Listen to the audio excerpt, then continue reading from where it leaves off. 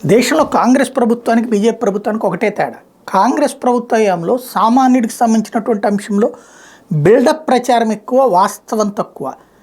సామాన్యుడు అంటే ఓ పక్కన బాధపడాలి, ఆ పైన తాము ఊరడించాలన్నట్టుంది. ఓ రకంగా చెప్పాలంటే ఆకలేసేలా చేసి అన్నం అప్పుడు పెట్టేటటువంటి వ్యవహారం, అంతేగాని సంపాదించుకునే వ్యవహారం నేర్పేది కాదు. చిన్న సాక్ష్యం, మనం ఇదివరకటి రోజుల్లో నాకు తెలిసి అయితే కాలేజీలు చదివేటటువంటి దశలో గ్యాస్ బండలు పట్టుకుని ఏది మన గ్యాస్ కంపెనీల దగ్గర పడిగాపులు కాసినటువంటి రోజులు ఉన్నాయి. 2 రోజులు 3 రోజులు రోజు గ్యాస్ బండ, చివరికి ఆ లారీ దిగేటటువంటి టైంలో ఎవరా నాయన అంటే మళ్ళీ లోపల వాళ్ళు ఒప్పుకోకపోవడం, ఫస్ట్ కమ్ ఫస్ట్ అంటూ మళ్ళీ తీసుకురావడం, చివరికి తమ వాళ్ళకైతే ఇచ్చేసుకోవడం. ఇట్లాంటి గ్యాస్ దగ్గర నుంచి క్యూ లైన్లోనే నుంచున్నాం. అట్లాగే కరెంటు బిల్లులు కట్టాలని క్యూ లైన్లలోనే, ఏం కట్టాలని క్యూ లైన్లోనే.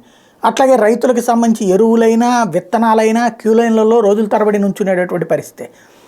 పెన్షన్లైనా క్యూ లైన్లో నుంచున్నటువంటిదే. ఈవెన్ తెలుగుదేశం హయాంలో కూడా చూసాం. ఇప్పుడు మారుతున్నది దేశం. ఇళ్ళకెళ్తున్నటువంటి వాలంటీర్ ఆంధ్రప్రదేశ్లో ఓ స్పెషల్ అయితే దేశంలో మార్పుల్లో అనేకం కనబడుతున్నాయి. ఇప్పుడు ఏ క్యూ లైన్లు రైతులు అక్కర్లా, వాళ్ళ అకౌంట్లోనే డబ్బులు పడుతున్నాయి.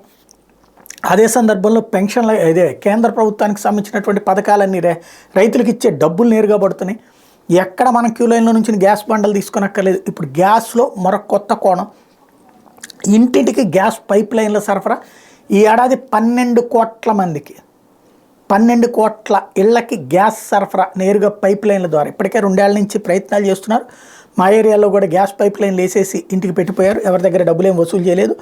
అట్లాంటివి రాబోయే రోజుల్లో గ్యాస్ డైర్గా, అంటే ఇక గ్యాసు బండే అవసరం లేని రోజులు రాబోతున్నాయి.